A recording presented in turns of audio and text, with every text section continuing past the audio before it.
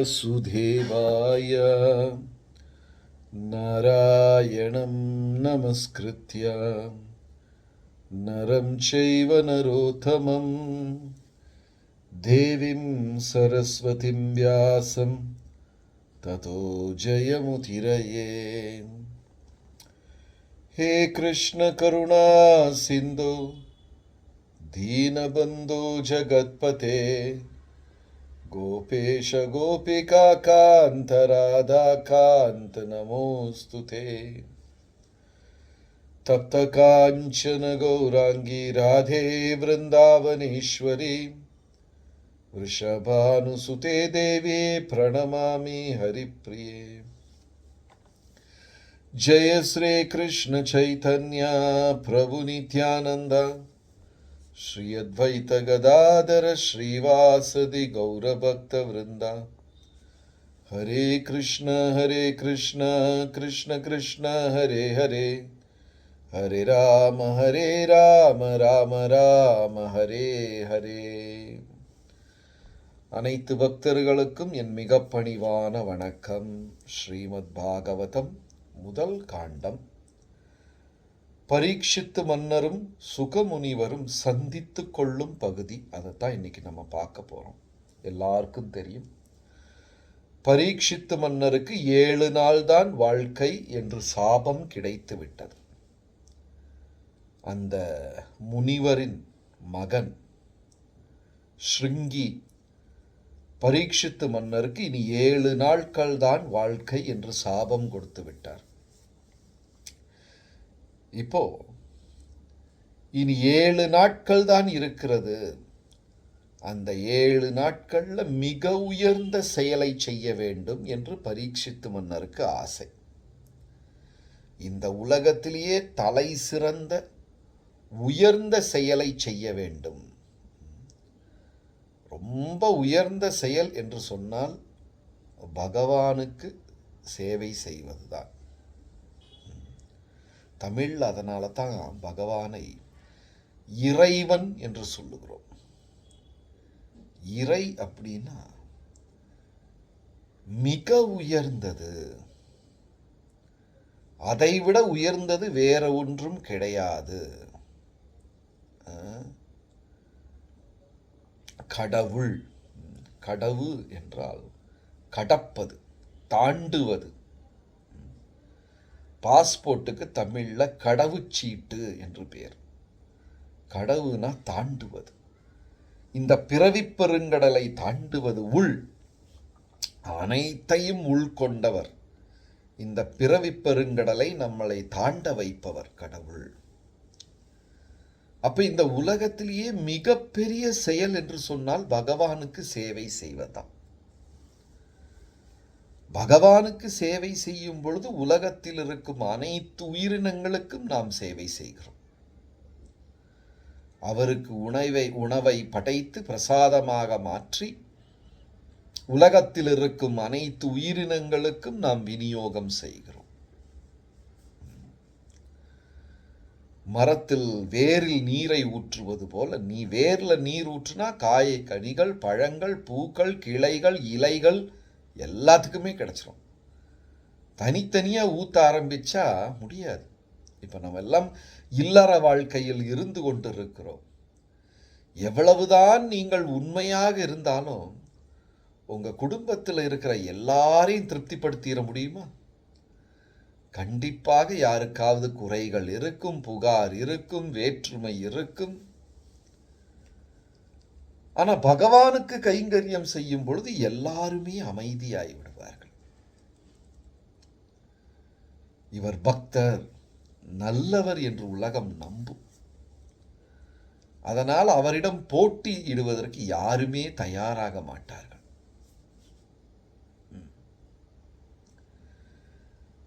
இனி 7 நாட்கள் தான் வாழ்க்கை உண்டு. உலகத்திலே மிக தலை சிறந்த செயலை செய்துவிட வேண்டும் என்று நினைத்து கொண்டு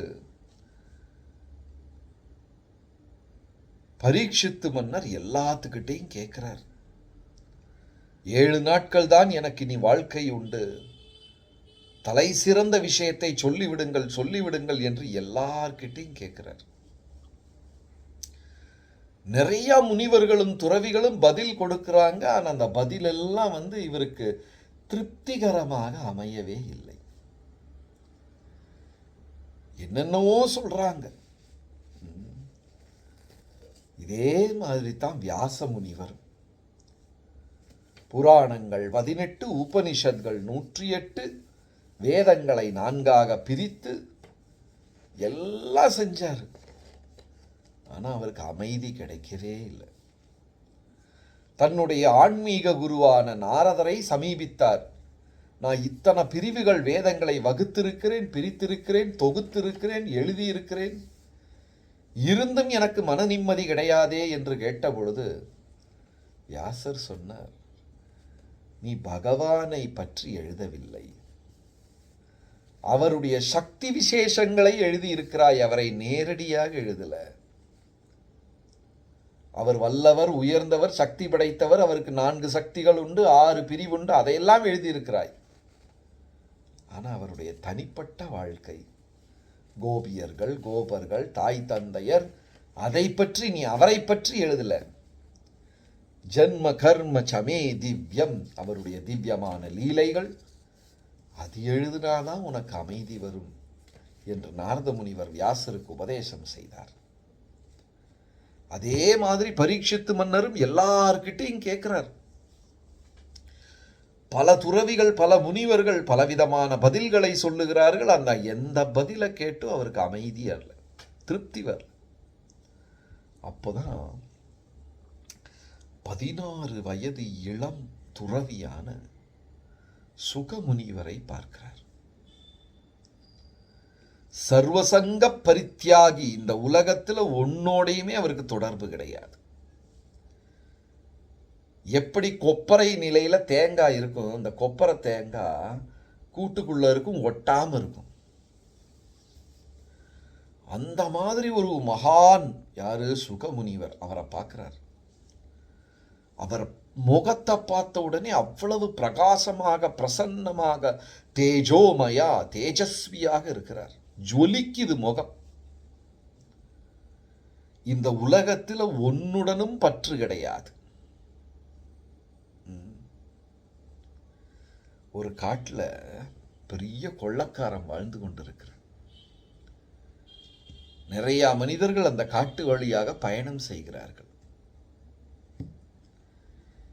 எல்லார் கையிலையும் தங்கம் இருக்கு, பணம் இருக்கு, அவங்களுக்கெல்லாம் பயமா இருக்கு. ஒரு துறவி பயணம் செய்கிறார், அவர் கையில் 5 பைசா இல்லை, அவருக்கு பயமே இல்லை. ஏன்னா கொள்ளைக்காரன் என்ன கொள்ளையடிக்க, பணம் இருந்தால் தானே கொள்ளையடிக்க முடியும். ஒண்ணுமே இல்லாத ஆள்கிட்ட என்னத்தை கொள்ளையடிக்க, இல்லையா? அதே மாதிரி இந்த உலகத்தில் வாழ்க்கையில் பற்றுதல்கள், ஆசைகள், பேராசைகள் உள்ளவங்களுக்கு தான் பயமா இருக்கும்.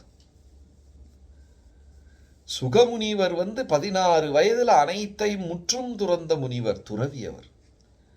தனக்கென்று எதையுமே மாற்றி வைத்துக் கொள்ளவில்லை. அதனால் அவருக்கு பயமே கிடையாது. முகத்தில் அப்படி ஒரு அமைதி. சந்நியாசிகள் முகமெல்லாம் பார்த்தீங்கன்னா 24 மணி நேரம் இறைவனுக்கு தொண்டு செய்து ஆசாபாசங்களை கடந்ததுனால அவங்க முகமெல்லாம் பிரகாசமா இருக்கும். ரொம்ப ஒளிமயமாக இருக்கு. அவரை பார்த்த உடனே பரீட்சித்து மன்னருக்கு தெரிந்து விட்டது, இவர் மகான் என்று புரிந்து கொண்டார். சொல்றாரு, உங்களை பத்தி நான் கேள்விப்பட்டிருக்கிறேன். ஒரு பசுமாட்டிலிருந்து பால் கறக்கும் நேரத்தை விட அதிகமாக நீங்க ஒரு வீட்டில் கூட தங்க மாட்டீங்களா? அப்படிப்பட்ட துறவி அவர். ஒரு வீட்டு வாசல்ல போய் அவர் கையேந்தி நிற்பார் உணவுக்காக. எதுக்காவது எவ்வளவு நேரம் நிற்பார்னா, அதிகபட்சம் ஒரு பசுமாட்டிலிருந்து பால் கறக்கக்கூடிய நேரம் அவ்வளவுதான் நிற்பார். ஒரு 5 நிமிஷமோ 10 நிமிஷமோ. 10 நிமிஷத்துக்கு மேல எந்த வீட்டிலையும் தங்க மாட்டார். ஏன் அப்படி செய்யறாங்க? பற்றுதல் வந்துடக்கூடாது அப்படி. நம்மெல்லாம் 55 வயசா ஒரு வீட்டிலேயே உட்காந்துக்கிட்டு இருக்கிறோம். ஆசை, பற்றுதல், அந்த கிழிஞ்சு போன துணி அதை கூட யாருக்கும் கொடுக்க மாட்டோம், அப்படியே பத்திரமா வச்சிருப்போம். நான், எனக்கு, என்னுடையது என்ற ஆசை. பரீட்சித்து மன்னர் சொல்றார், துறவியாரே, சுகமுனிவரே, நான் உங்களை பத்தி நிறைய கேள்விப்பட்டிருக்கிறேன். பசுமாடு கறக்கும் நேரத்தை விட அதிகமாக நீங்க ஒரு வீட்டில் கூட நிக்க மாட்டீங்கன்னு சொல்றாங்க. உங்களை சந்திச்சது நான் பெரிய பாக்கியம். சுகமுனிவரே, எனக்கு இன்னொரு பாக்கியமும் உண்டு. பரீட்சித்து சொல்றார், என்ன பாக்கியம்? என் பெற்றோர்கள் கிருஷ்ணரின் உறவினர்கள். பரீட்சித்து மன்னர் சொல்றார், என் தாத்தா யாரு? அர்ஜுனர். பெரிய தாத்தா தர்மர், பீஷ்மர், பாண்டவர்கள் என் தாத்தா பாட்டன்மார்கள். அவங்க கிருஷ்ண பகவானுக்கு மிக சிறந்த உறவினர்கள், நண்பர்கள், பக்தர்கள். அந்த குடும்பத்தில் நான் பிறந்தேனே, அது ஒரு பெரிய பாக்கியம்.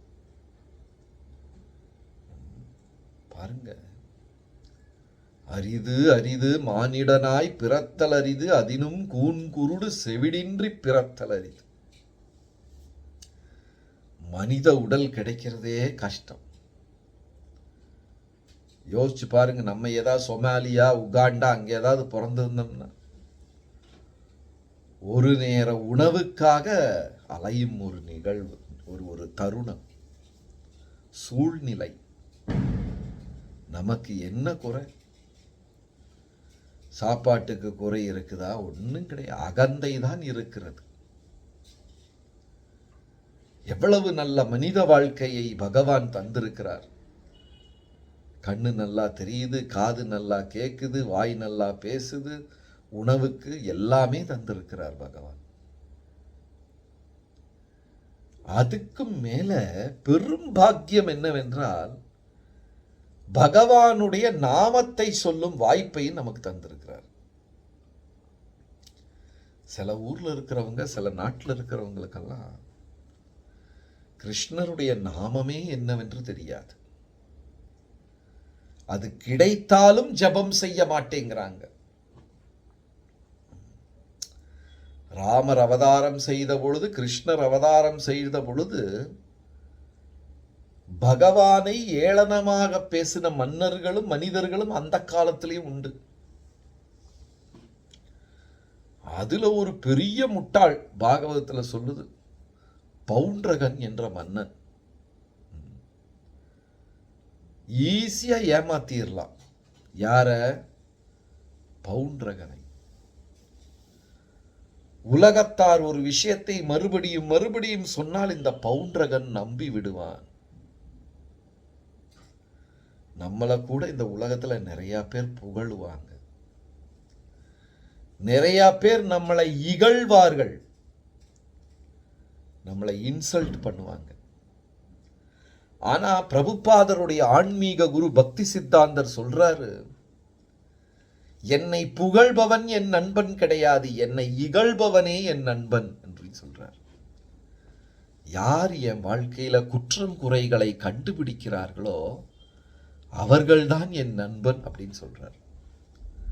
நமக்கு அவங்கள பிடிக்குமா?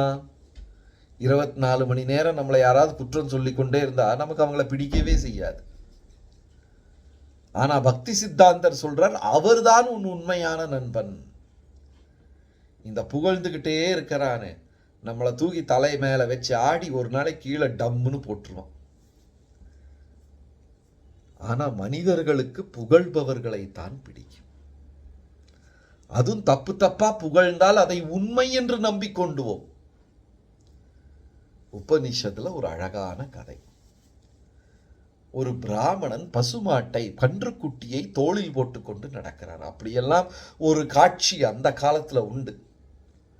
கண்ணுக்குட்டி, ஆடையெல்லாம் இப்படி கால் தோளில் போட்டு, எப்படி குழந்தைகளை 2 பக்கமா தோளில் போடுவாங்களோ அது மாதிரி தோளில் போட்டு அந்த கன்றுக்குட்டியோட காலை பிடிச்சிக்கிட்டு நடப்பாங்க. அப்படியெல்லாம் ஒரு காலகட்டம். இன்றைக்கு அந்த மாதிரி காட்சிகளை எல்லாம் நம்மளால பார்க்கவே முடியாது. அப்போ ஒரு பிராமணன் இப்படி கன்றுக்குட்டியை தோளில் போட்டுக்கொண்டு நடக்கிறார். 4 திருடர்கள் சேர்ந்து திட்டம் தீட்டி விட்டார்கள். இந்த கன்றுக்குட்டியை திருடி விட வேண்டும் திட்டம் போட்டாங்க. சரி, என்ன செஞ்சாங்க? எப்படியாவது இந்த பிராமணன் தோளில் இருக்கிற கன்றுக்குட்டியை திருடி விட வேண்டும், அதான் திட்டம். அப்ப முதல்ல அந்த பிராமணன் நடந்து போகும்போது முதல்ல ஒரு திருடன் வந்து சொல்றான், என்னையா கழுதையை போய் தோளில் தூக்கிட்டு நடக்கிறீங்க? அவர் எதை தோளில் எடுத்துக்கொண்டு நடக்கிறார்? ஒரு கன்றுக்குட்டியை. ஆனா இந்த திருடன் என்ன சொல்றான், என்னையா நல்லா குளிச்சு கிழிச்சு நல்லா நெற்றி நிறைய சந்தனமெல்லாம் வச்சுக்கிட்டு இருக்கிறீங்க, கோயிலுக்கு போறீங்க, இப்படியா கழுதையை தூக்கிட்டு போறது? அதை கேட்ட பிராமணனுக்கு சரியான கோபம். போடா அசட்டு பயலே, உனக்கு கண்ணு தெரியாதா? நான் கழுதையா தூக்கிட்டு போறேன், கன்றுக்குட்டியை தோளில் தூக்கி கொண்டு போகிறேன் என்று சொல்லுகிறார். போங்க, நான் சொல்றது சொல்லிட்டா உங்க விருப்பம் அப்படின்னு அந்த திருடன் போய்விடுகிறான். கொஞ்சம் தொலைவு நடந்த உடனே 2வது திருடன் வர்றான். அந்த திருடன் வந்து, ஐயா என்னையாச்சு, கழுதைய தோல்ல தூக்கிட்டு நடக்கிறீங்க? 2வது திருடன். பிராமணர் அவனையும் திட்டுகிறார். என்ன இந்த ஊர்க்காரங்களுக்கு பூரா பைத்தியமா பிடிச்சு போச்சு, கன்றுக்குட்டியை போய் கழுதை கழுதை என்று சொல்லுகிறார்களே. அவனையும் திட்டி அனுப்பிட்டார். மறுபடியும் கொஞ்ச நேரம் முன்னாடி போனோன்னு 3வது திருடன் வந்து சொல்லுகிறான், ஐயா என்னாச்சு, ஏன் கழுதையை தூக்கிட்டு போறீங்க? அப்ப பிராமணருக்கே குழப்பம் வந்து விட்டது. ஓ, எனக்கு தான் இது தப்பா தோணுதா? இது உண்மையிலேயுமே கழுதையா? நான் தான் இதை கன்றுக்குட்டி என்று நினைத்து கொண்டிருக்கிறேனா என்று அவருக்கே ஒரு சந்தேகம். கொஞ்ச தூரம் கூட போன உடனே 4வது திருடன் வந்து, ஏன் ஐயா கழுதையை காலங்காத்தால சுமந்துட்டு நடக்கிறீங்க அப்படின்னு கேட்ட உடனே இந்த பிராமணன் முடிவே செய்து விட்டார், நான் தோளில் கொண்டு நடப்பது கழுதை என்று முடிவாய் வேண்டாம் அப்படின்னு கீழே இறக்கி வச்சிட்டார். அவர் அந்த பக்கம் போன உடனே 4 திருடர்களும் சேர்ந்து கன்றுக்குட்டி எடுத்துட்டு போயிட்டாங்க. இதுதான் இந்த உலகம். ஒரு பொய்யை மறுபடியும் மறுபடியும் திரும்ப திரும்ப சொல்லும் பொழுது அந்த பொய் மெய்யாகி விடுகிறது, உண்மையாகி விடுகிறது. இந்த விளம்பரத்துறையெல்லாம் என்ன பண்ணுது? காலையில வீட்டிலிருந்து எந்திரிச்ச உடனே எங்க கடலை மாவை வாங்குங்க, எங்க கடலை மாவை வாங்கினீங்கன்னா நீ கடவுளாயிருவீங்க. பைத்தியக்காரத்தனம். ஆனால் அந்த பொய்யை திரும்ப திரும்ப சொல்லி தெருவு பூராம் விளம்பரங்களை செய்து மறுபடியும் மறுபடியும் அதை கேட்டு கேட்டு நம்ம என்ன நினைக்கிறோம், இந்த கடலை மாவை வாங்கி யூஸ் பண்ணா நம்ம கடவுளாயிருவோம். என்ன ஒரு வேடிக்கை! இப்படிப்பட்ட மன்னன் தான் பவுண்டரகன். யாராவது 4 தடவை சொல்லிட்டாங்கன்னு அந்த பவுண்டரகன் நம்பி விடுவார். உடனே மந்திரிகள்லாம் திட்டம் தீட்டுகிறார்கள், நம் மன்னன் பவுண்டரகனை ஏமாற்றி விட வேண்டும். நல்லா தூங்கிட்டு காலையில் எந்திரிக்கிறார் மன்னர் பவுண்டரகன். ஆனா அங்க இருக்கிற வேலையாட்கள் என்ன பேசிக்கிறாங்க, உனக்கு ஒரு ரகசியம் தெரியுமா? அவங்களுக்குள்ள பேசிக்கிறாங்க வேலைக்காரங்க. நம்ம மன்னர் தான் உண்மையான வாசுதேவர், அந்த துவாரகையில் இருக்கிறவர் ஏமாத்துக்காரர் என்று வேலையாட்கள் பேசிக்கொள்ளுகிறார்கள். பவுண்டரகர் நினைக்கிறாரு, என்ன இவங்களுக்கு பைத்தியமா? என்னை போய் வாசுதேவன் என்று சொல்லுகிறார்களே, நான் சாதாரண மன்னன், கிருஷ்ணன் தானே துவாரகையின் அதிபதி, அவர்தானே வாசுதேவர் அப்படின்னு மனசுல நினைச்சுக்கிறார். அப்புறம் அறையிலிருந்து வெளியே வந்த உடனே அந்த பூந்தோட்டத்தில் வேலையாட்கள் எல்லாம் சுற்றியும் நின்று கொண்டு குச்சு குச்சு குச்சு பேசிக்கிறார்கள். என்ன பேசுகிறார்கள்?